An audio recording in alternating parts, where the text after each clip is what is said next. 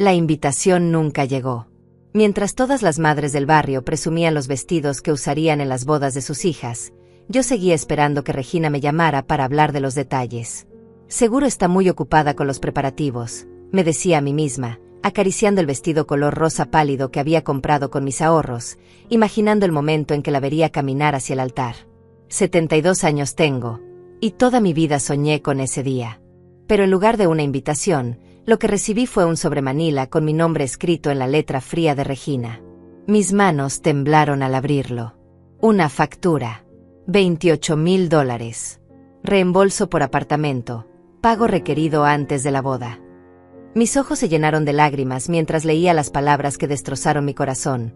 Mamá, Víctor y yo hemos decidido que para comenzar nuestro matrimonio necesitamos independencia económica total. Por favor, deposita el dinero del apartamento que financiaste. Es nuestro regalo de bodas. La ceremonia será íntima, solo familia cercana. Familia cercana. Esas palabras se clavaron en mi pecho como dagas filosas.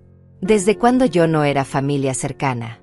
¿Desde cuándo la mujer que la crió sola, que hipotecó su casa para darle ese apartamento, que trabajó dobles turnos durante 5 años para pagarle la universidad, no merecía estar en su boda? Me senté en mi pequeña cocina, con esa factura cruel en las manos, recordando cada sacrificio que hice por ella. Cuando su padre nos abandonó, Regina tenía apenas 8 años. No te preocupes, mi amor, le dije entonces, nosotras dos nos bastamos. Y cumplí esa promesa. Vendí mis joyas, empeñé hasta mi anillo de bodas, trabajé en la fábrica textil hasta que mis manos se llenaron de callos. Todo por ella. Todo para que nunca sintiera la ausencia de su padre. El aroma a café matutino se volvió amargo en mi boca mientras releía cada línea de esa factura. Ahí estaba el desglose, hipoteca inicial, pagos mensuales, intereses, gastos de escrituración. Cada peso que había pagado con lágrimas de cansancio después de turnos de 12 horas. Apartamento financiado por Noemí Herrera para Regina Herrera, total a reembolsar, $28,000. Recordé el día que le entregué las llaves. Regina tenía 25 años y acababa de conseguir su primer trabajo. Para que tengas tu independencia, mi amor, le dije, abrazándola mientras lloraba de felicidad. Es tuyo, no tienes que pagarme nada. Una madre no le cobra a su hija por amarla. Ella me abrazó tan fuerte que pensé que me rompería las costillas. Mamá, eres la mejor del mundo. Cuando me case, quiero ser como tú. Una madre que da todo por amor. ¿Qué había pasado con esa Regina? ¿Cuándo se había convertido en esta mujer fría que me enviaba facturas en lugar de invitaciones? Miré hacia la puerta donde colgaba mi vestido rosa pálido, el que había elegido con tanto cuidado para su gran día. Lo había comprado en abonos, sacrificando mis medicinas durante 3 meses. Porque una madre siempre encuentra la manera de estar hermosa para los momentos importantes de sus hijos. Pero ahora ese vestido colgaba ahí como un recordatorio doloroso de mi ingenuidad. Como la evidencia de que había criado a una hija que prefería mi dinero a mi presencia. El teléfono sonó interrumpiendo mis pensamientos. Era Cecilia, mi vecina y mejor amiga. Noemí, ¿cómo va la preparación para la boda de Regina? Su voz alegre me partió el alma. No sabía qué responder. ¿Cómo le explicaba que mi propia hija no me había invitado a su boda, pero sí se había tomado la molestia de enviarme una cuenta de cobro? Cecilia, yo. Mi voz se quebró. No pude continuar. Ella se quedó en silencio esperando mi respuesta. Finalmente logré hablar. Regina se casa, pero yo no voy a estar ahí. Las palabras salieron como un susurro ahogado. ¿Cómo que no vas a estar? Tú eres su madre, Noemí. Has trabajado toda tu vida por esa niña. La incredulidad en su voz era tan grande como la mía había sido al leer esa factura. Me levanté de la mesa, caminé hacia la ventana y observé el jardín que había cultivado con tanto amor durante todos estos años. Cada rosa, cada begonia, cada planta había sido regada con la misma dedicación que puse en criar a Regina. Y ahora sentía que todo había sido en vano. Cecilia, ¿tú crees que una madre puede criar mal a un hijo sin darse cuenta? Le pregunté con el corazón destrozado. ¿Puede uno dar tanto amor que termine criando a un monstruo? Ella suspiró profundamente. Noemí, tú has sido la mejor madre del mundo. Si Regina no lo ve, Es porque ella tiene el corazón enfermo, no tú. Colgué el teléfono y volví a mirar esa factura maldita. $28,000. El precio de 25 años de mi vida. El valor que mi hija le ponía a todos mis sacrificios. El costo de descubrir que había criado a una extraña. Decidí llamar a Regina. Necesitaba escuchar de su propia voz que esto era una broma cruel, un malentendido. Mis dedos temblaron mientras marcaba el número que me sabía de memoria desde que era una niña. Sonó 1, 2, 3 veces antes de que contestara. Hola, mamá. Su voz sonaba distante, como si estuviera hablando con una desconocida. No había calidez, no había el mamita cariñoso que solía usar. Regina, mi amor, recibí tu carta. No podía llamarle factura. Era demasiado doloroso. ¿Podemos hablar? Seguramente hay un malentendido. Escuché que suspiraba con fastidio. Mamá, no hay malentendido. Víctor y yo lo hemos pensado muy bien. Es hora de que seas independiente también. No puedes depender de nosotros toda la vida. ¿Depender de ellos? Mis piernas casi cedieron. ¿Depender? Regina, yo te di ese apartamento. Yo trabajé 5 años pagándolo. Yo nunca te pedí nada a cambio. Exactamente ese es el problema, mamá. Siempre has sido demasiado permisiva. Víctor dice que una relación sana requiere límites. Y nosotros necesitamos establecer los nuestros. Víctor dice. Ahí estaba el problema. Desde que Regina empezó a salir con ese hombre, todo cambió. Víctor, el ingeniero exitoso que ganaba en un mes lo que yo ganaba en un año. Víctor, que llegaba a mi casa y nunca me saludaba. Víctor, que hablaba de mí como si fuera invisible cuando venían a visitarme. Pero hija, sobre la boda. Intenté abordar el tema que más me dolía. Mamá, ya te expliqué. Será algo íntimo. Víctor tiene una familia muy elegante, muy educada. Su madre es diplomática, su padre es juez. Nosotros queremos algo sofisticado. Tú no te sentirías cómoda ahí. Cada palabra era una puñalada. No me sentiría cómoda en la boda de mi propia hija. Mi voz se quebró. Mira, mamá, no quiero lastimarte, pero tienes que entender. La familia de Víctor está acostumbrada a cierto nivel social. Ellos hablan varios idiomas, han viajado por el mundo, tienen conversaciones intelectuales. Bueno, tú trabajaste en una fábrica toda tu vida. Son mundos diferentes. El silencio que siguió fue ensordecedor. Regina, mi Regina, la niña que solía abrazarme y decirme que era la mujer más inteligente del mundo, ahora se avergonzaba de mí. Se avergonzaba de la madre que se sacrificó para que ella pudiera tener esa educación que ahora la hacía sentirse superior. Regina, yo te pagué esa universidad privada. Yo te enseñé a hablar correctamente, a comportarte, Sí, mamá, y te lo agradezco. Por eso mismo necesito que entiendas. Esto no es personal. Es simplemente que hemos crecido en direcciones diferentes. Víctor dice que es normal, que pasa en todas las familias cuando los hijos progresan. Víctor dice. Otra vez Víctor. Como si ese hombre fuera el dueño de las opiniones de mi hija. Como si hubiera programado cada una de sus respuestas. ¿Y el dinero, Regina? ¿Realmente me estás cobrando por el apartamento que te regalé? No te estoy cobrando, mamá. Te estoy dando la oportunidad de cerrar ese capítulo. Víctor dice que mientras exista esa deuda emocional entre nosotras, nunca podremos tener una relación adulta saludable. Deuda emocional. Mi amor de madre había sido reducido a una deuda emocional. 25 años de mi vida, cada peso que gané, cada lágrima que derramé trabajando hasta el agotamiento, todo se había convertido en una deuda emocional que mi hija necesitaba saldar. Regina, si necesitas el dinero, podemos buscar otra forma. Pero no entiendo por qué tengo que pagar por algo que te di con amor. Porque ese es el problema, mamá. Siempre has usado tu sacrificio como una forma de controlarnos. Mira todo lo que he hecho por ti. Trabajé tanto para darte esto, me sacrifiqué tanto por ti. Víctor me ayudó a ver que eso es manipulación emocional. Manipulación emocional. Las palabras flotaron en el aire como veneno. Todo lo que había hecho por amor, por instinto maternal, por dedicación, había sido reinterpretado por ese hombre como manipulación. Hija, yo nunca quise controlarte. Solo quería darte lo mejor. Lo sé, mamá, pero los resultados son los mismos. Víctor dice que la mejor forma de sanar esta relación es estableciendo límites claros. Por eso necesito que pagues el apartamento. Para que puedas ser libre y yo también. Libre. ¡Qué ironía! Yo había trabajado como esclava para darle libertad a ella, y ahora ella quería que pagara por mi propia libertad. ¿Y si no puedo pagarte, Regina? ¿Qué pasa entonces? El silencio fue largo.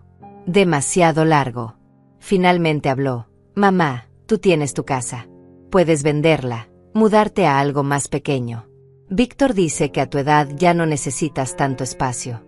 Y con lo que sobre del dinero, puedes pagar el apartamento y hasta te quede algo para tus gastos. Mi casa. Quería que vendiera mi casa. La casa donde la crié, donde guardaba cada recuerdo de nuestras vidas juntas. La casa que era mi único patrimonio, mi única seguridad en la vejez. Regina, esta casa es mi hogar. Aquí están todos nuestros recuerdos. Tu cuarto de la infancia todavía está intacto. Tus fotografías, tus diplomas, todo. Exactamente, mamá. Víctor dice que eso tampoco es sano. Vivir en el pasado. Tú necesitas crear tu propia vida, no vivir de los recuerdos de la mía. Víctor dice, Víctor dice, Víctor dice. Cada frase comenzaba igual. Mi hija había desaparecido y en su lugar había una mujer que repetía las opiniones de su futuro esposo como si fueran verdades absolutas. Tengo que colgar, mamá. Víctor está esperándome para ir a probar el menú del banquete. Piénsalo bien, ¿sí? Tienes 2 semanas para depositar el dinero. Y colgó. Sin un te amo, sin un hasta luego cariñoso, sin nada que recordara a la hija que había criado. Me quedé ahí, sosteniendo el teléfono, sintiendo como si me hubieran arrancado el corazón del pecho. 2 días después, Regina apareció en mi puerta sin avisar. Pero no venía sola. Víctor la acompañaba, alto y arrogante, con su traje caro y esa sonrisa que nunca llegaba a sus ojos. Era la primera vez que pisaba mi casa desde que empezaron a salir hace 2 años. Hola mamá, dijo Regina fríamente, entrando sin esperar invitación. Venimos a recoger algunas cosas de mi cuarto y a hablar contigo sobre el tema del apartamento. Víctor miró alrededor de mi sala con desprecio apenas disimulado. Sus ojos se posaron en mis muebles viejos pero bien cuidados, en las fotografías familiares, en los tapetes que había tejido durante las noches solitarias. Todo lo que para mí era hogar, para él era evidencia de pobreza. Señora Noemí, dijo sin siquiera intentar sonar cordial, Regina me ha contado sobre su resistencia a pagar el apartamento. Creo que necesita entender que estamos siendo muy generosos al darle la oportunidad de cerrar este asunto de manera civilizada. ¿Generosos? ¿Él me estaba hablando de generosidad después de que yo financié la vida de su novia durante años? Víctor, ese apartamento se lo regalé a Regina con amor de madre. No entiendo por qué ahora tengo que comprarlo de vuelta. Él soltó una risa seca, cruel. Señora, con todo respeto, usted no entiende porque viene de un ambiente muy, digamos, simple. En las familias educadas, los regalos entre padres e hijos se documentan legalmente. Mi familia siempre ha manejado las finanzas de manera profesional. Regina estaba parada junto a él, asintiendo como una marioneta. Mi hija, que solía defenderme de cualquier cosa, ahora permitía que este hombre me humillara en mi propia casa. Además, continuó Víctor, Regina necesita aprender a ser independiente. Usted la ha malcriado demasiado. En mi familia, los padres enseñan responsabilidad financiera desde pequeños. Yo le enseñé responsabilidad, dije con la voz temblando. Le enseñé el valor del trabajo, del esfuerzo. El valor del trabajo. Víctor se rió otra vez. Señora, usted trabajó en una fábrica. Eso no es exactamente el tipo de ejemplo profesional que queremos para nuestros futuros hijos. El aire se me escapó de los pulmones. Este hombre no solo me estaba humillando, sino que estaba borrando toda mi vida de sacrificios como si no valiera nada. Víctor, yo con mi trabajo de fábrica le pagué la universidad a Regina. Con ese trabajo, simple, le compré el apartamento que ahora quieren que les pague. Exactamente mi punto, dijo él, como si hubiera ganado un debate. Usted gastó todo su dinero en Regina en lugar de asegurar su propio futuro. Eso no es sabiduría financiera, es dependencia emocional. Regina permanecía en silencio, mirando hacia el suelo. Ni una sola vez me defendió.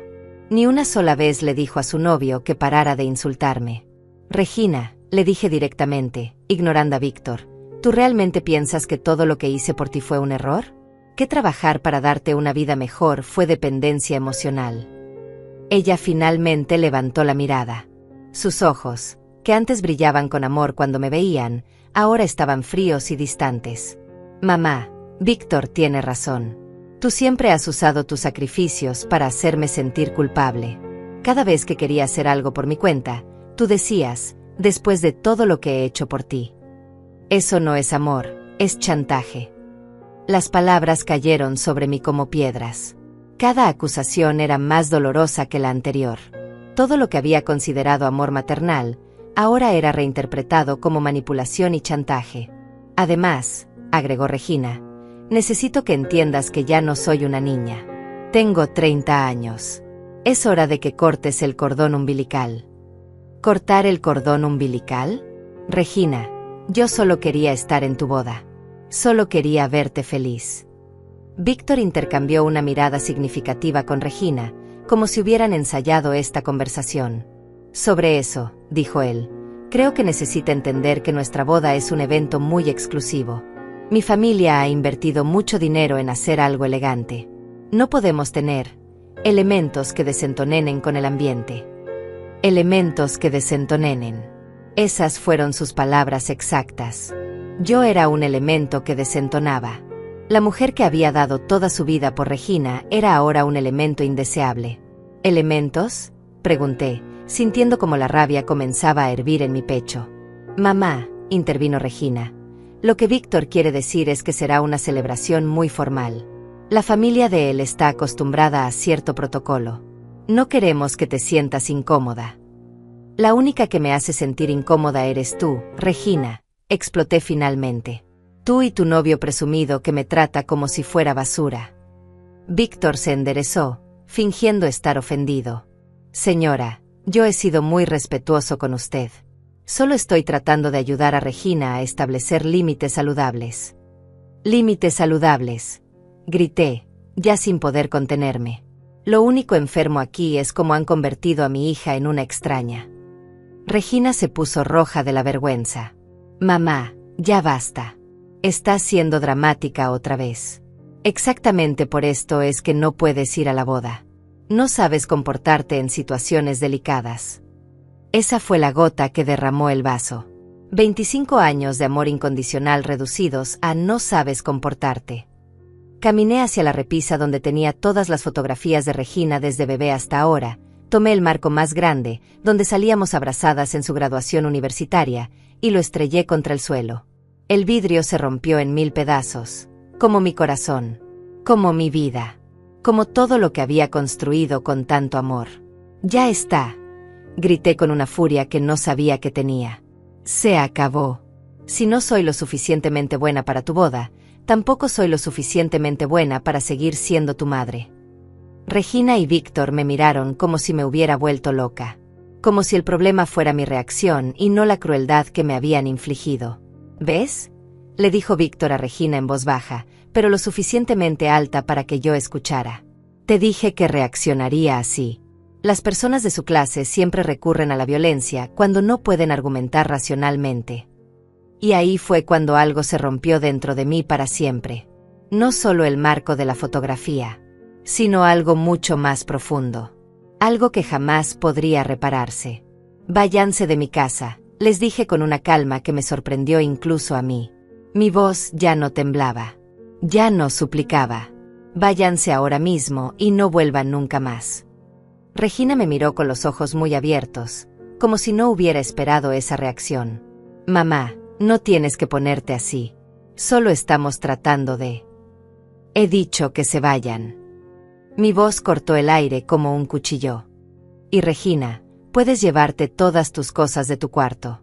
Todas. Porque ya no tienes cuarto en esta casa. Víctor sonrió con satisfacción, como si hubiera logrado exactamente lo que quería.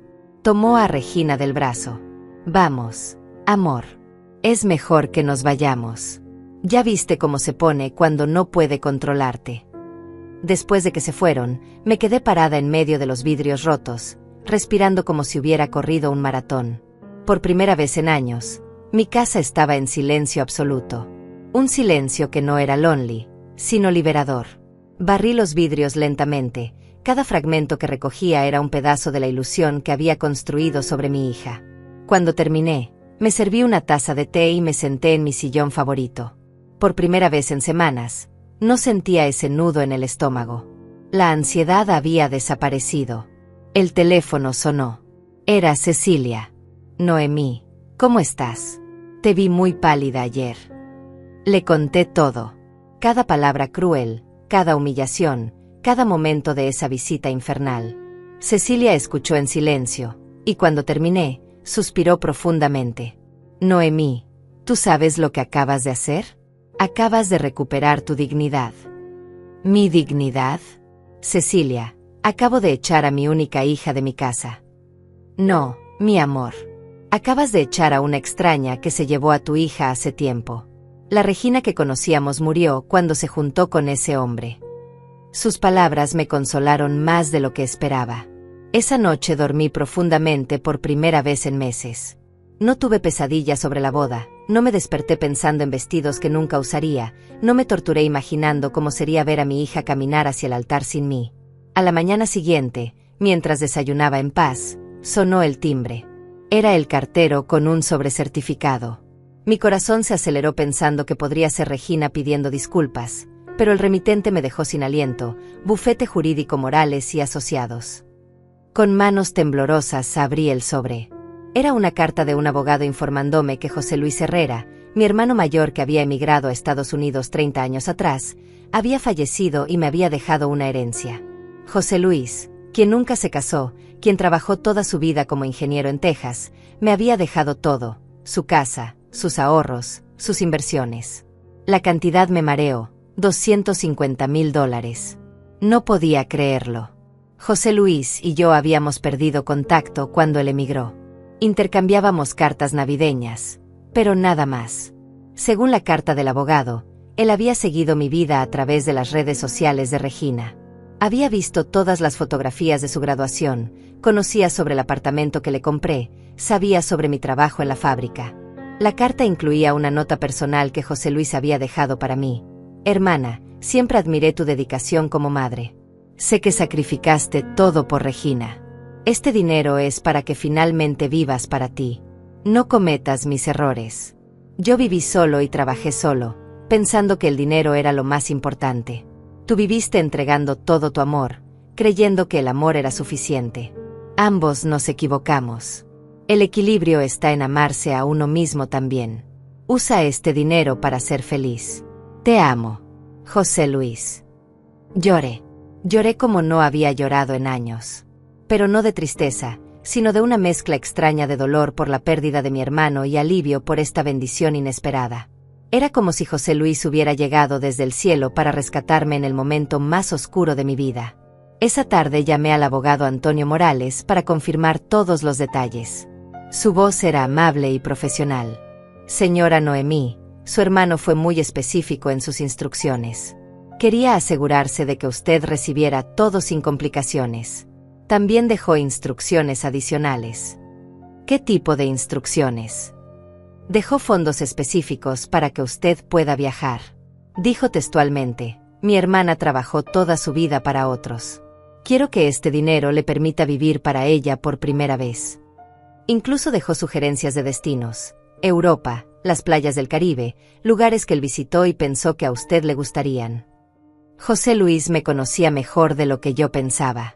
Incluso desde la distancia, había visto lo que ni mi propia hija pudo ver, que yo merecía felicidad también. Señor Morales, hay algo más que necesito consultarle. Mi hija me está exigiendo dinero por un apartamento que yo financié para ella. ¿Es eso legal? Hubo una pausa. Señora Noemí, ¿tiene usted documentos que prueben que el apartamento fue un regalo? Tengo todos los papeles del banco, todas las transferencias, todo está a mi nombre todavía. Entonces no puede exigirle dinero por algo que legalmente sigue siendo suyo.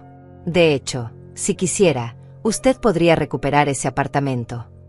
Esas palabras se quedaron resonando en mi mente toda la noche. Podría recuperar el apartamento. Podría recuperar lo que era mío por derecho. Y ahora, gracias a José Luis, tenía los medios para luchar si era necesario. Por primera vez desde que recibí esa factura cruel, sonreí. Una sonrisa real, no de esas forzadas que había estado fingiendo para no preocupar a Cecilia. Regina quería $28,000 por el apartamento que yo le regalé. Pero ese apartamento valía mucho más que eso ahora. Y legalmente, todavía era mío. Esa noche, acostada en mi cama, miré hacia el techo y susurré: gracias, José Luis. Gracias por recordarme que tengo valor también. Al día siguiente, después de hablar con el abogado Antonio, me levanté con una energía que no había sentido en años. Por primera vez en mi vida adulta, tenía dinero suficiente para tomar mis propias decisiones sin depender de nadie. La herencia de José Luis no solo me había dado seguridad económica, sino que me había devuelto algo que había perdido sin darme cuenta: mi poder. Decidí actuar. Llamé al banco donde había financiado el apartamento de Regina y solicité una cita urgente. Necesitaba entender exactamente cuáles eran mis derechos legales sobre esa propiedad. El gerente, un hombre mayor llamado Luis, revisó todos mis documentos con atención. Señora Noemí, esto está muy claro, me dijo después de examinar los papeles. Usted es la titular de la hipoteca. El apartamento está a su nombre. Su hija figura como beneficiaria en caso de su fallecimiento, pero mientras usted viva, la propiedad es completamente suya. ¿Eso significa que puedo recuperarlo? Por supuesto. Usted puede solicitar el desalojo en cualquier momento. Es su apartamento. Luis me miró con simpatía. ¿Puedo preguntarle qué pasó? Es muy extraño que una madre necesite recuperar un apartamento de su propia hija. Le conté la historia brevemente. El hombre negó con la cabeza, indignado. Señora, en mis 30 años trabajando en este banco, he visto muchos casos de hijos ingratos, pero nunca algo tan descarado. Su hija no solo la excluyó de su boda, sino que ahora quiere cobrarle por algo que usted le regaló. Eso es imperdonable. Salí del banco con todos los documentos necesarios y una sensación de poder que no había experimentado jamás. Tenía las herramientas legales para recuperar mi apartamento, y tenía el dinero para vivir independientemente. Por primera vez en años, yo controlaba mi propio destino. No pasaron ni 2 días cuando mi teléfono sonó. Era Regina. Su voz sonaba extrañamente dulce, como cuando era niña y había hecho alguna travesura. Hola mamita, dijo usando el diminutivo cariñoso que no había usado en meses. ¿Cómo estás? Te he estado pensando mucho. El cambio de tono me puso inmediatamente en alerta. Hola Regina. ¿Qué necesitas? ¿Por qué asumes que necesito algo? No puedo llamar a mi mamá solo para saber cómo está. Su voz tenía esa cadencia manipuladora que había perfeccionado desde adolescente. Regina, después de lo que pasó la última vez que nos vimos, creo que ambas sabemos que esta llamada no es casual. Hubo una pausa larga. Cuando volvió a hablar, ya no sonaba tan dulce. Bueno, tienes razón. Te llamo porque estoy preocupada por ti. Víctor dice que tal vez fui muy dura contigo el otro día. Víctor dice. Otra vez. Pero esta vez había algo diferente en su tono. Sonaba menos segura, menos arrogante. Me alegra saber que te preocupas por mí, respondí sin mostrar emoción. Mamá, he estado pensando sobre todo este asunto del apartamento. Tal vez podemos llegar a un acuerdo. No tiene que ser los $28,000 completos. Podríamos negociar una cantidad menor. Ahí estaba. La verdadera razón de su llamada. Algo había pasado que la obligaba a buscar una solución menos agresiva. Así. ¿Y por qué este cambio de corazón tan repentino? ¿Por qué? Porque eres mi mamá y te amo. Y no quiero que este problema nos separe para siempre. Las palabras sonaban ensayadas, como si las hubiera practicado frente al espejo. Pero decidí seguirle el juego. Regina, ¿qué pasó realmente? ¿Por qué ahora quieres negociar? Otro silencio largo. Finalmente suspiró. El padre de Víctor quiere conocer a tu familia antes de la boda. Es una tradición en su familia. Víctor le dijo que tú no vendrías por una discusión familiar, pero su padre insiste en conocerte. Ahí estaba la verdad. La familia elegante de Víctor, esa que supuestamente era tan sofisticada, tenía valores tradicionales.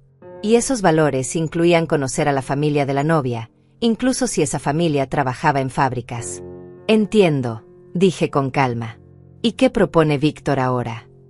Bueno, él piensa que tal vez podríamos hacer una pequeña reunión. Nada formal. Solo una cena en casa para que conozcas a sus padres. Y después, si todo sale bien, tal vez podrías venir a la boda. Tal vez podría venir a la boda.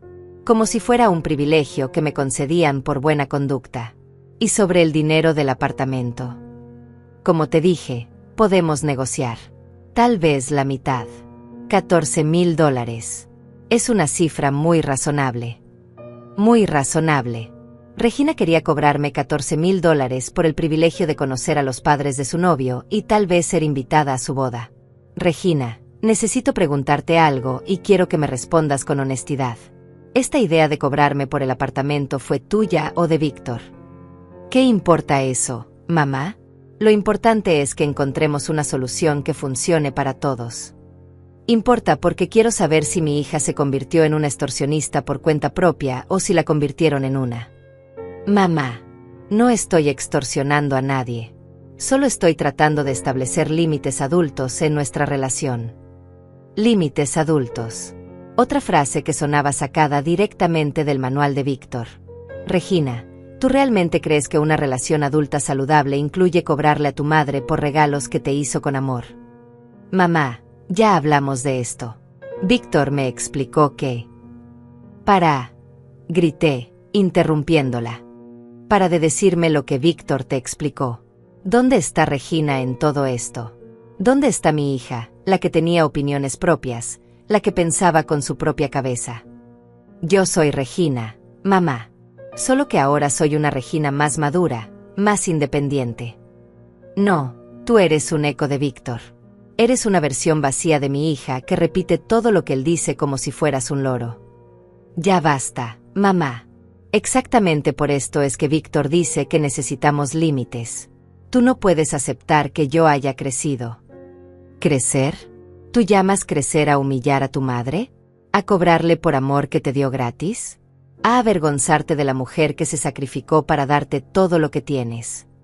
Mamá, si no puedes ser razonable, entonces no hay nada más que hablar. Te di la oportunidad de arreglar las cosas entre nosotras. ¿Me diste la oportunidad? Regina, tú me diste la oportunidad de pagar $14,000 por el privilegio de ser tolerada por tu novio y su familia. Eso no es arreglar las cosas, es venderme mi dignidad a plazos. Está bien, mamá. Cuando reflexiones y te calmes, me llamas. Pero la oferta no va a estar disponible para siempre. Y colgó. Otra vez. Sin despedirse, sin un te amo, sin nada que recordara a la hija que había criado. Me quedé sosteniendo el teléfono, pero esta vez no sentí dolor. Sentí algo mucho más poderoso, claridad. Regina no había llamado porque me extrañara o porque quisiera reparar nuestra relación. Había llamado porque la familia de Víctor la había puesto en una posición incómoda y ahora necesitaba presentar una madre presentable. Era evidente que los padres de Víctor habían cuestionado por qué la madre de la novia no estaría en la boda. Probablemente habían preguntado por qué no me conocían, por qué no había sido invitada a ninguna reunión familiar. Y ahora Regina se veía obligada a fabricar una reconciliación temporal para salvar las apariencias. Pero lo más revelador de toda esa conversación fue lo que no había dicho. No había pedido disculpas por humillarme. No había reconocido que sus palabras habían sido crueles. No había mostrado ni un ápice de arrepentimiento genuino. Solo había calculado cuánto dinero estaría dispuesta a perdonarme de la deuda que ella misma había inventado. Esa noche llamé a Cecilia y le conté sobre la llamada de Regina. Noemí, ¿tú te das cuenta de lo que acaba de pasar? Tu hija acaba de confirmar que todo esto era un plan calculado. Primero te sacan de la boda, luego te extorsionan con el apartamento, y ahora que necesitan quedar bien con la familia del novio, te ofrecen migajas de dignidad a cambio de dinero. Cecilia tenía razón. Regina había revelado sin darse cuenta que toda esta situación había sido orquestada. No era una reacción emocional, no era un malentendido que pudiera resolverse con amor y paciencia. Era una estrategia fría y calculada para exprimirme económicamente mientras me mantenían emocionalmente sometida. Cecilia, creo que ya sé qué voy a hacer. A la mañana siguiente, llamé al abogado Antonio y le pedí que iniciara inmediatamente el proceso de recuperación del apartamento. También le conté sobre la llamada de Regina y su intento de chantaje emocional. Señora Noemí, me dijo Antonio con voz firme, lo que su hija está haciendo tiene un nombre legal: extorsión. Está usando la manipulación emocional para obtener dinero por algo que legalmente le pertenece a usted. Podemos proceder de dos maneras: recuperar el apartamento silenciosamente o confrontarla directamente con los documentos legales. Quiero confrontarla, respondí sin dudarlo. Quiero que sepa que ya no puede manipularme. Perfecto. Prepararé todos los documentos. El apartamento está valorado actualmente en $85,000. Su hija no solo le estaba cobrando por algo que era suyo, sino que le estaba pidiendo una fracción del valor real. Esas palabras me confirmaron lo que ya sospechaba. Regina y Víctor habían calculado todo cuidadosamente. No solo querían quitarme el apartamento gratis, sino que además querían que yo les pagara por el privilegio de regalárselo. 3 días después, Antonio y yo llegamos al apartamento de Regina sin avisar. Cuando abrió la puerta y nos vio, su cara se puso pálida como papel. Mamá, ¿qué haces aquí? ¿Y quién es él? Soy el abogado Antonio Morales, se presentó él con profesionalidad. Represento a la señora Noemí en el asunto de este apartamento. Víctor apareció detrás de Regina, claramente molesto por la interrupción. ¿Qué significa esto? No pueden entrar aquí sin permiso. Antonio sonrió con frialdad. Señor Víctor, en realidad sí podemos. Este apartamento es propiedad legal de mi clienta. Ustedes están viviendo aquí por su generosidad, no por derecho. Saqué de mi bolso todos los documentos que Antonio había preparado, los papeles originales del banco, las transferencias de dinero, los recibos de todos los pagos que había hecho durante 5 años, y lo más importante, el título de propiedad que claramente mostraba que el apartamento estaba a mi nombre. Regina, dije con una calma que me sorprendió, estos documentos prueban que este apartamento es mío. Siempre ha sido mío. Tú nunca has pagado ni un solo peso por él. Regina miró los papeles con pánico creciente. Mamá, pero tú me lo regalaste. Me dijiste que era mío. Te dije que podías vivir en él, corregí, pero nunca transferí la propiedad a tu nombre. Y después de recibir tu factura, consulté con mi abogado y descubrí algo muy interesante. Antonio tomó la palabra. Señorita Regina, según las leyes locales, cuando una persona vive en una propiedad que no le pertenece y luego intenta cobrarla al propietario por esa misma propiedad, eso constituye fraude habitacional. El color desapareció completamente del rostro de Víctor. Él, que se había comportado como si fuera superior a nosotras por su educación, de repente se dio cuenta de que había metido a su novia en un problema legal serio. Eso es ridículo, balbuceó Víctor. Regina tiene derecho a ese apartamento. Su madre se lo prometió. Ah, sí. Antonio sacó una grabadora pequeña. Porque tengo aquí grabada la conversación telefónica donde la señorita Regina le exige a su madre $28,000 por un apartamento que legalmente pertenece a la señora Noemí. En esta grabación se puede escuchar claramente cómo ella amenaza con excluir a su madre de su boda si no paga esa cantidad. La cara de Regina se descompuso. Mamá, tú no grabaste nuestra conversación. No, no la grabé yo, respondí. Pero mi compañía telefónica sí graba todas las llamadas para control de calidad. Antonio solicitó las grabaciones legalmente. Y no solo tenemos esa conversación, tenemos todas las conversaciones donde tú me exiges dinero por mi propio apartamento. Víctor se acercó a los documentos, tratando de encontrar algún error, alguna salida legal. Pero Antonio había sido muy meticuloso. Además, continuó Antonio, hemos descubierto que ustedes han estado usando este apartamento como aval para solicitar créditos bancarios. Han puesto en riesgo una propiedad que no les pertenece para obtener préstamos personales. Esa información era nueva incluso para mí. Miré a Regina con horror. ¿Es cierto eso, Regina? Usaron mi apartamento para pedir prestado dinero.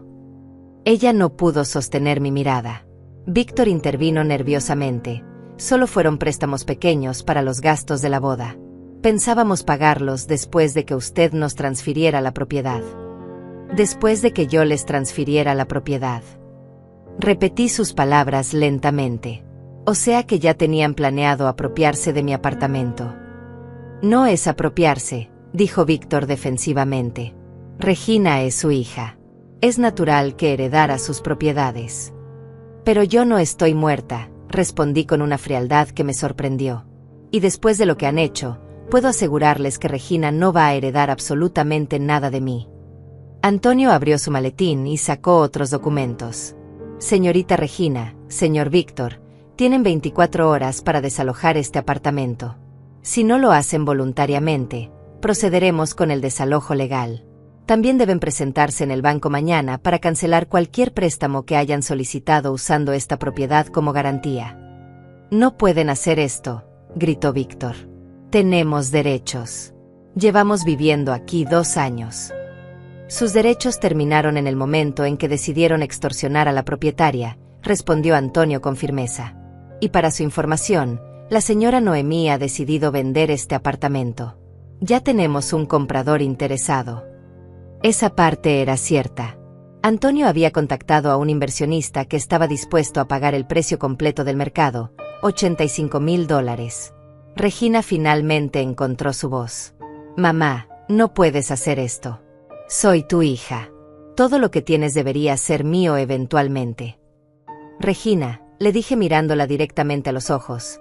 Una hija que me cobra por amarla, que me excluye de su boda, que me humilla delante de su novio y que usa mi propiedad para sus propios fines financieros, no es una hija. Es una extraña que comparte mi apellido. Pero yo te amo, mamá. No, Regina. Tú amas mi dinero. Tú amas lo que puedo darte. Pero a mí, a la mujer que te crió, que trabajó día y noche para darte todo, a esa mujer la desprecias. Víctor trató de recuperar el control de la situación. Señora Noemí, creo que está siendo muy emocional. Si nos sentamos a hablar como adultos civilizados. Adultos civilizados, lo interrumpí. ¿Como cuando me dijiste que era un elemento que desentonaba? ¿Como cuando te burlaste de mi trabajo en la fábrica? ¿Como cuando decidiste que no era lo suficientemente elegante para la boda de mi propia hija? Antonio cerró su maletín. Señores, el proceso legal ya está en marcha. Tienen hasta mañana a las 6 de la tarde para desalojar. Después de esa hora, la policía se hará cargo. Mientras salíamos del apartamento, escuché a Regina llorar. Pero no eran lágrimas de arrepentimiento o de amor perdido. Eran lágrimas de frustración porque su plan había fracasado. En el auto, Antonio me felicitó. Señora Noemí, eso fue impresionante. Mantuvo la calma y la dignidad incluso cuando ellos perdieron la compostura. Antonio, ¿realmente puedo vender el apartamento? Por supuesto. Es suyo. Y con los $85,000 de la venta, más la herencia de su hermano, usted será una mujer completamente independiente. Por primera vez en 25 años, iba a vivir para mí misma. 2 semanas después, Regina y Víctor habían desalojado el apartamento. No sin antes intentar llevarse varios electrodomésticos que yo había comprado, pero Antonio se encargó de que devolvieran hasta el último objeto que no les pertenecía. La venta del apartamento se concretó en tiempo récord, y de repente me encontré con más dinero del que había tenido en toda mi vida. El día de la boda de Regina, yo estaba en el aeropuerto esperando mi vuelo a París. Había decidido cumplir el sueño que José Luis mencionó en su carta, viajar por Europa, conocer lugares que solo había visto en fotografías. Mientras esperaba en la sala de embarque, recibí un mensaje de texto de Regina. Mamá, hoy es mi boda. Todavía espero que aparezcas. Te amo. Leí el mensaje 2 veces y luego lo borré sin responder. No había lugar para la manipulación en mi nueva vida. Durante los 3 meses que pasé viajando por Europa, algo maravilloso comenzó a suceder.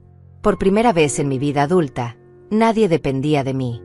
No tenía que trabajar para mantener a nadie, no tenía que sacrificar mis deseos por los de otros, no tenía que pedir perdón por existir. Era simplemente Noemí, una mujer de 72 años descubriendo el mundo. En París, Me senté en pequeños cafés a observar la gente pasar. En Roma, visité museos que me llenaron el alma.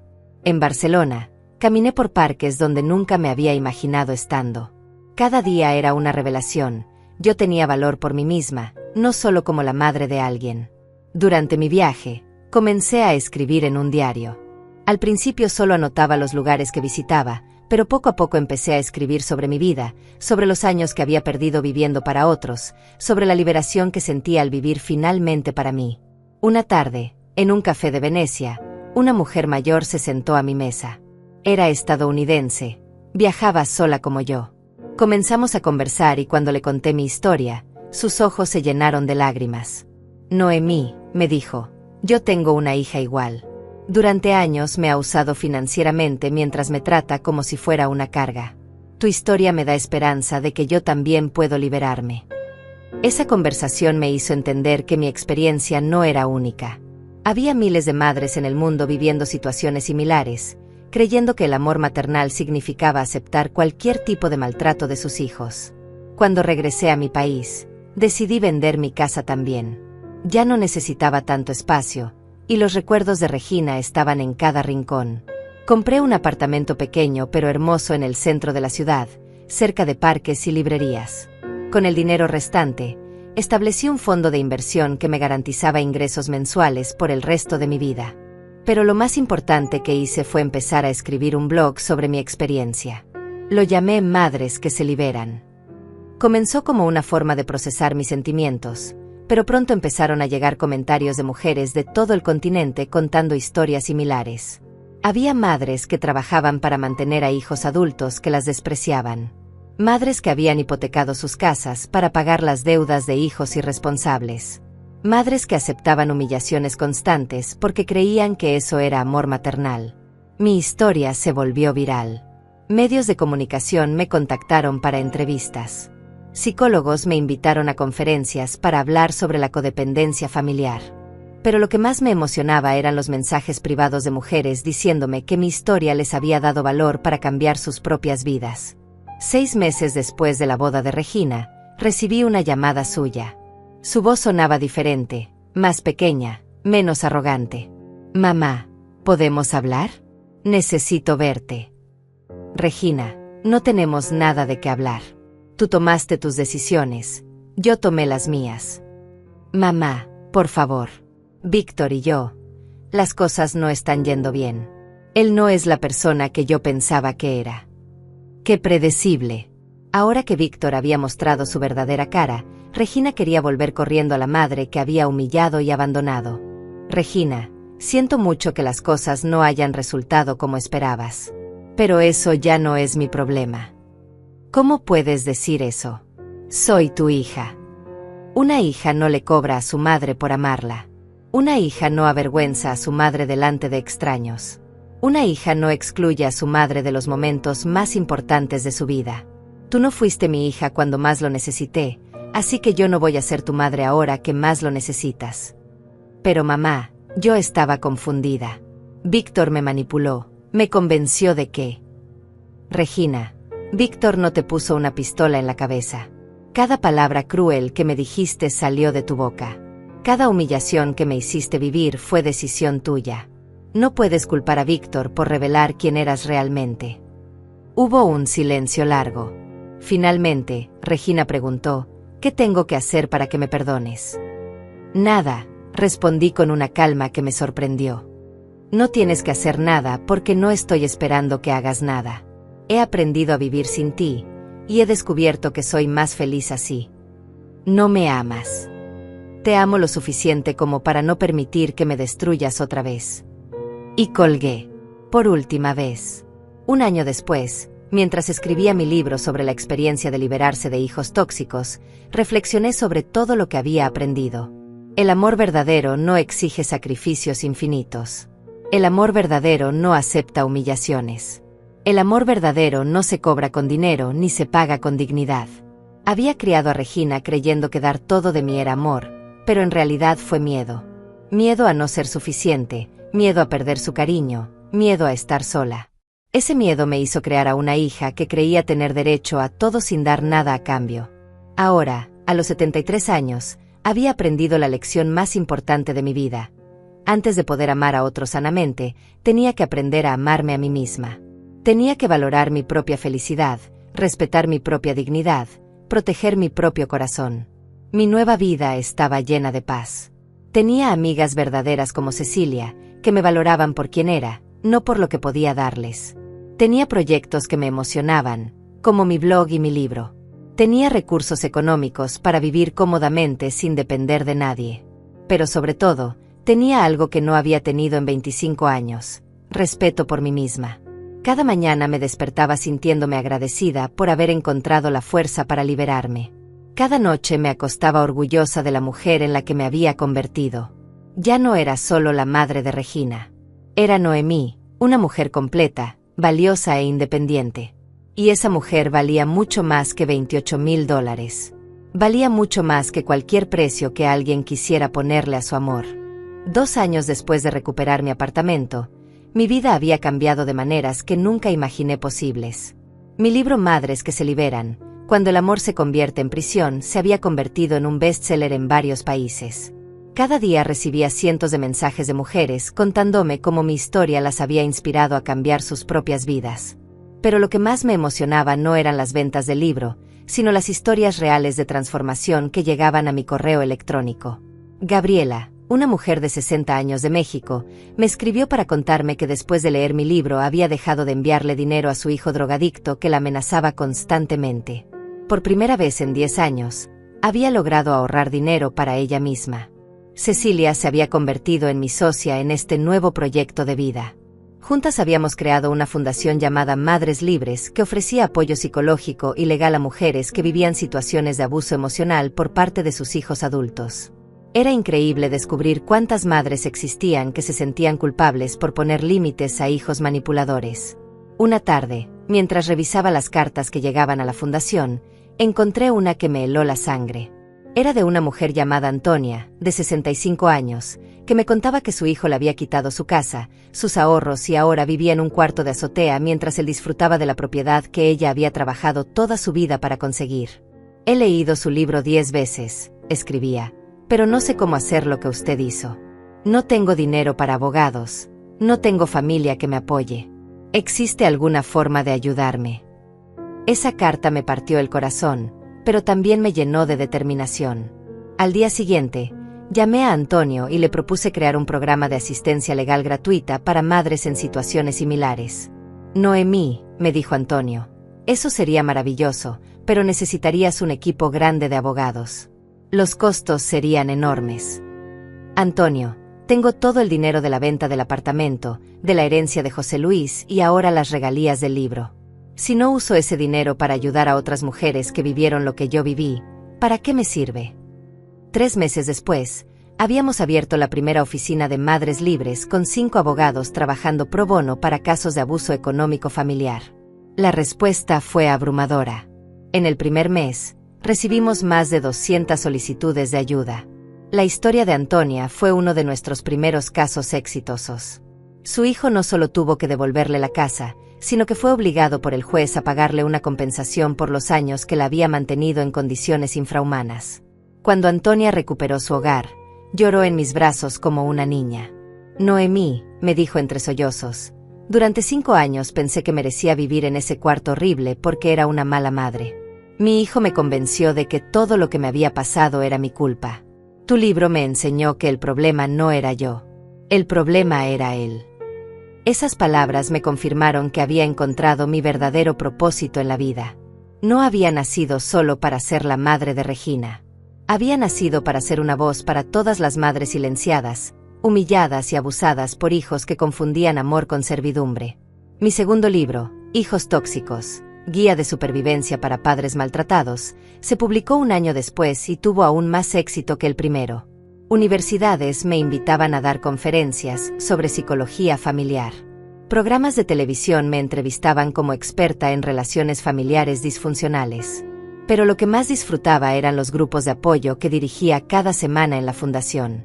Ver a mujeres de todas las edades compartir sus historias, llorar juntas, fortalecerse mutuamente, era más gratificante que cualquier reconocimiento público. Durante uno de esos grupos, Conocí a una mujer que me cambió la perspectiva sobre el perdón. Se llamaba Isabel, tenía 80 años, y su historia era aún más dolorosa que la mía. Su única hija la había internado en un asilo contra su voluntad para apoderarse de sus propiedades. Isabel había logrado salir del asilo con ayuda legal y recuperar sus bienes, pero lo que más me impresionó fue su actitud. Noemí, me dijo después de contar su historia al grupo, yo no perdono a mi hija porque ella se lo merezca. La perdono porque yo me lo merezco. El rencor es una carga muy pesada para llevarlo a los 80 años.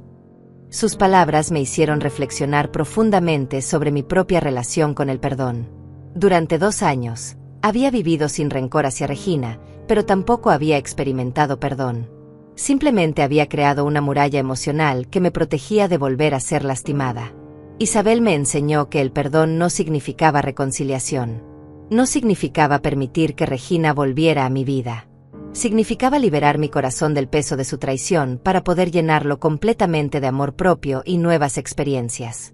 Esa noche, en la privacidad de mi apartamento, escribí una carta que nunca enviaría.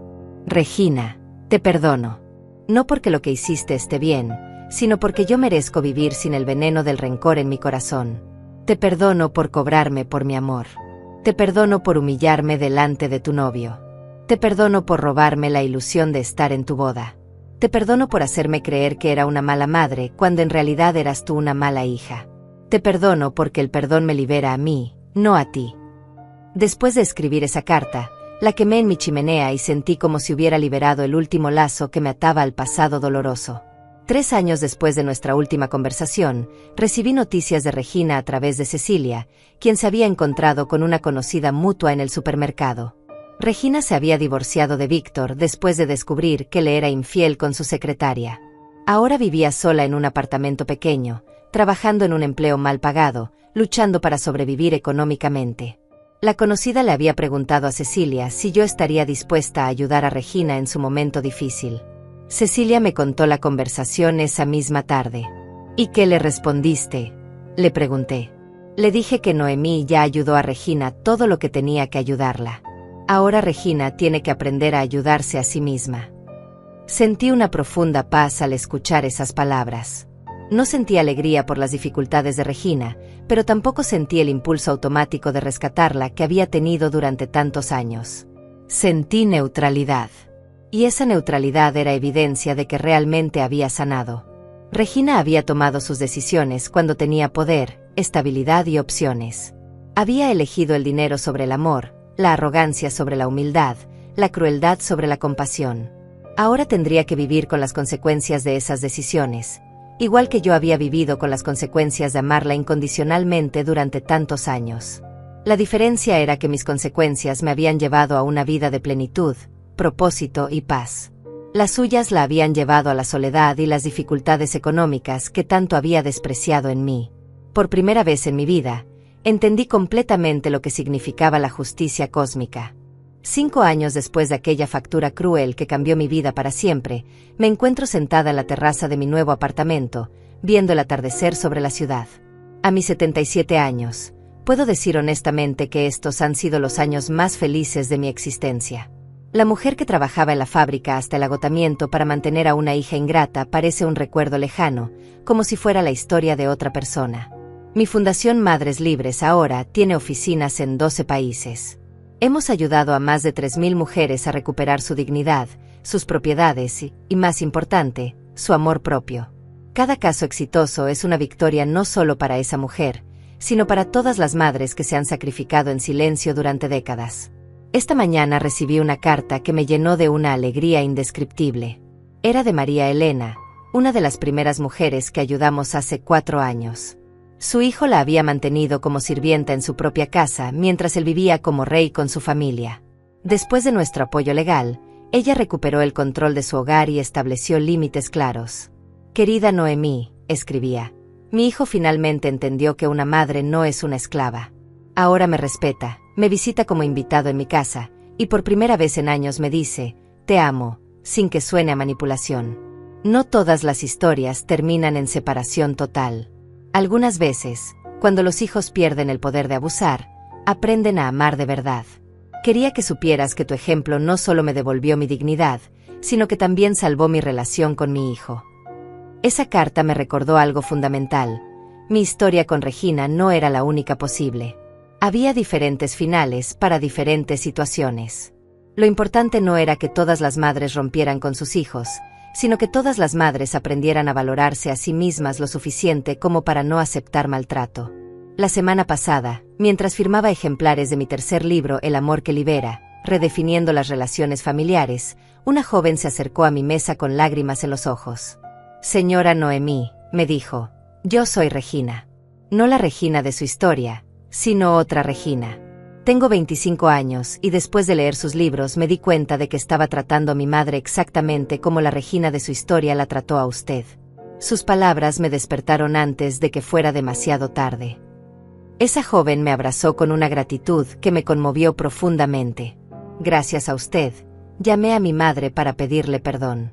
Gracias a usted, ahora tengo una relación real con ella, no basada en lo que ella puede darme, sino en el amor genuino». Momentos como ese me confirman que mi dolor sirvió para algo más grande. Que la crueldad de mi Regina se transformó en sanación para miles de otras madres e hijos.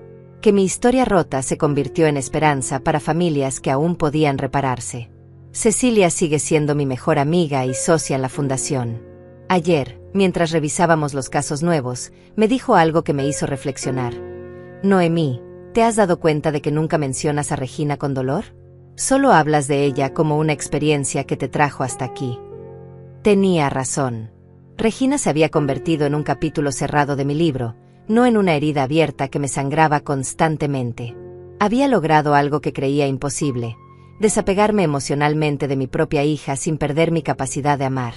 El mes pasado, mientras viajaba a España para una conferencia sobre abuso familiar, conocí en el avión a un hombre de 80 años llamado Juan. Durante el vuelo de 8 horas, conversamos sobre nuestras vidas. Él me contó que había perdido a su esposa hace 3 años y que sus hijos vivían lejos. Yo le conté mi historia resumida. «Noemí», me dijo antes de despedirnos en el aeropuerto, «tu historia me enseña que nunca es tarde para empezar de nuevo. Yo he estado viviendo como un viudo triste, pero tú me demuestras que la vida puede ser hermosa a cualquier edad si tenemos el valor de reinventarnos». Intercambiamos números telefónicos, y desde entonces hemos mantenido una amistad hermosa. Juan me acompaña a algunas de mis conferencias, y yo lo acompaño a sus clases de pintura. No es romance, es algo más valioso, compañía elegida, no impuesta por lazos de sangre o conveniencia. A través de Juan he aprendido que la familia no siempre son las personas que comparten nuestros genes. A veces la familia son las personas que eligen quedarse en nuestras vidas porque nos valoran, nos respetan y nos aman sin condiciones. Mi verdadera familia ahora incluye a Cecilia, a Juan, a las mujeres de mi fundación, a los abogados que trabajan conmigo, a los lectores que me escriben cartas de agradecimiento. Es una familia construida sobre bases sólidas de respeto mutuo y cariño genuino. Hace 2 semanas, mientras organizaba mis documentos personales, encontré la vieja fotografía de Regina graduándose de la universidad. La misma que rompí aquella tarde de furia.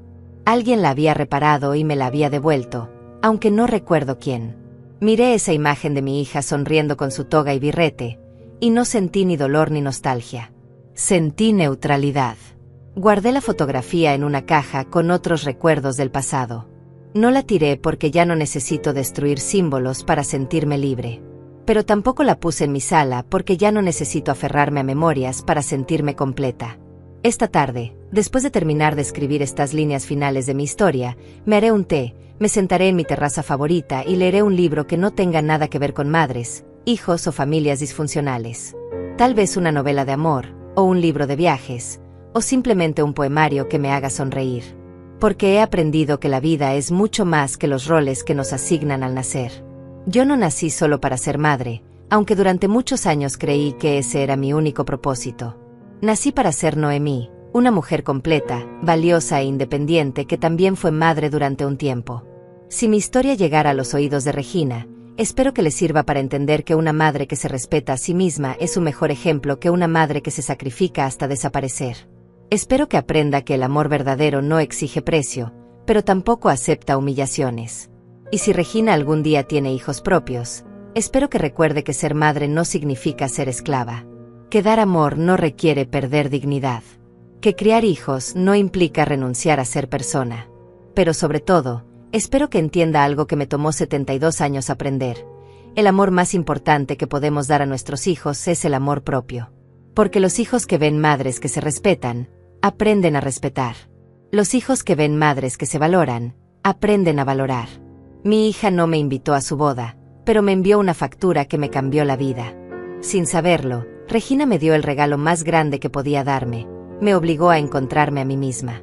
Y resulta que yo valgo mucho más que $28,000. Valgo una vida entera de paz, dignidad y propósito. Gracias, Regina, por liberarme de la prisión que construí creyendo que era amor. 10 años han pasado desde aquella mañana que cambió mi vida para siempre, cuando encontré esa factura cruel en mi buzón. Hoy, a mis 82 años, me despierto cada día sintiéndome más viva que nunca. La mujer que temblaba sosteniendo esos papeles humillantes se ha convertido en alguien que jamás imaginé que podría ser, una líder, una inspiración, una voz para quienes no pueden hablar. Mi Fundación Madres Libres ahora opera en 21 países y hemos ayudado a más de 15,000 mujeres a recuperar su dignidad. Cada estadística representa una vida transformada, una mujer que aprendió a valorarse, una historia de sufrimiento convertida en testimonio de fortaleza. Los gobiernos nos consultan para crear políticas públicas de protección a adultos mayores. Las universidades estudian nuestros casos para formar mejores psicólogos familiares. Pero más allá de los logros profesionales, lo que más me emociona es haber descubierto que la vejez puede ser la etapa más libre y auténtica de la vida. Sin las presiones de criar hijos, sin la necesidad de probar nada a nadie, sin el miedo constante de no ser suficiente, he encontrado una paz que nunca experimenté en mis décadas anteriores. Juan sigue siendo mi compañero de aventuras. A sus 85 años, mantiene una energía contagiosa que me inspira todos los días.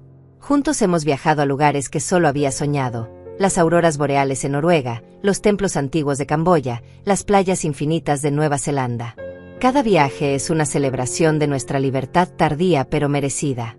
El mes pasado, mientras visitábamos un orfanato en Costa Rica donde nuestra fundación financia programas educativos, una niña de 8 años se acercó a mí y me preguntó: «Señora, ¿usted es abuela?». Le expliqué que no tenía nietos, pero que me sentía abuela de muchos niños que no llevaban mi sangre. Ella me abrazó y me dijo: «Entonces usted es mi abuela del corazón». Esas palabras me confirmaron algo que había descubierto a lo largo de estos años. La familia que elegimos a menudo es más sólida y amorosa que la familia que nos impone la genética. Los niños del orfanato me llaman abuela Noemí, las mujeres de mi fundación me consideran su madre espiritual, Juan es el hermano que siempre quise tener. Hace 3 años, Cecilia falleció pacíficamente mientras dormía. Fue mi amiga más leal, mi socia más comprometida, mi hermana elegida.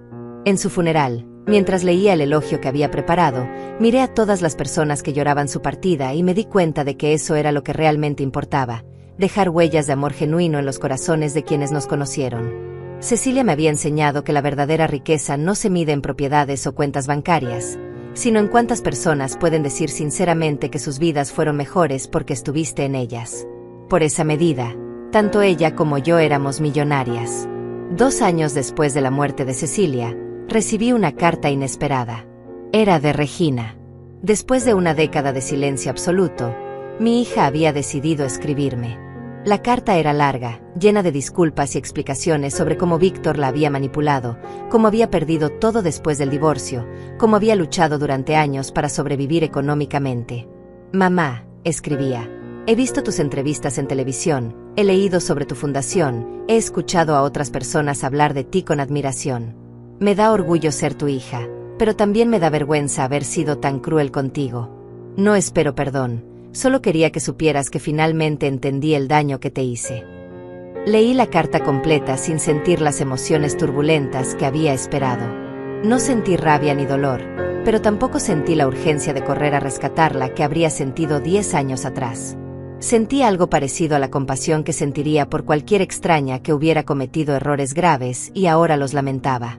Le respondí con una carta breve pero cordial: «Regina, te agradezco tu honestidad y me alegra saber que has encontrado la claridad para entender lo que pasó entre nosotras. Te deseo lo mejor en tu proceso de crecimiento personal. Con cariño, Noemí». No la invité a visitarme, no le ofrecí ayuda económica, no intenté reconstruir una relación. Simplemente cerré esa comunicación con la misma serenidad con la que cerraría una conversación con cualquier conocida del pasado. Algunas personas me preguntaron si no sentía curiosidad por conocer a la Regina actual, si no extrañaba tener una hija en mi vida. La respuesta siempre es la misma: no se puede extrañar algo que en realidad nunca se tuvo. Yo había amado a una imagen idealizada de Regina, no a la persona real que ella era. Había amado a la hija que esperaba que fuera, no a la hija que realmente tenía. Ahora, en lugar de aferrarme a relaciones que me lastimaban, he construido vínculos que me nutren. Mi asistente personal, una joven llamada Gabriela de 30 años, me trata con el respeto y cariño que Regina nunca me dio. Los voluntarios de mi fundación celebran mis cumpleaños con más entusiasmo que mi propia hija jamás mostró. El año pasado, una universidad me otorgó un doctorado honorario en trabajo social. Mientras recibía el reconocimiento, pensé en la ironía de que una mujer que trabajó en una fábrica toda su vida ahora fuera considerada doctora por su contribución a la sociedad. Víctor, que tanto despreciaba mi origen humilde, jamás podría imaginar que esa misma procedencia se convertiría en la base de mi credibilidad y autoridad moral. Durante mi discurso de aceptación, compartí una reflexión que resume todo lo que he aprendido: no hay amor más revolucionario que el amor propio. Cuando una mujer aprende a valorarse, no solo transforma su propia vida, sino que se convierte en ejemplo para otras mujeres de que es posible elegir la dignidad sobre la comodidad, el respeto sobre la familiaridad, la paz sobre el drama. Esta mañana, mientras desayunaba en mi terraza favorita, recibí un mensaje de una de las mujeres que ayudamos hace 5 años. Se llama Antonia, la misma que vivía en un cuarto de azotea mientras su hijo disfrutaba de su casa. Ahora me enviaba fotografías de su nieta, una bebé hermosa de 6 meses. Querida Noemí, escribía, mi hijo aprendió a respetarme cuando recuperé mi casa. Ahora tenemos una relación sana, y él me pidió que fuera madrina de su hija. Esta bebé crecerá viendo a una abuela que se respeta a sí misma. Tu ejemplo no solo me salvó a mí, sino que está salvando a las próximas generaciones de mi familia. Esas palabras me llenaron de una satisfacción profunda. Mi dolor había servido para romper ciclos de abuso que podrían haber continuado por generaciones. Mi decisión de valorarme había creado ondas de sanación que alcanzaban a personas que ni siquiera conocía. Esta noche, Juan y yo cenaremos en nuestro restaurante favorito para celebrar el 10º aniversario de mi liberación, como le dice aquel día que rompí el marco de la fotografía y expulsé a Regina de mi vida. Será una cena tranquila, llena de conversaciones sobre nuestros próximos proyectos y viajes. Después regresaré a mi apartamento, me serviré una copa de vino, y me sentaré a leer las cartas de agradecimiento que llegan diariamente de mujeres de todo el mundo. Cada una de esas cartas es la confirmación de que mi historia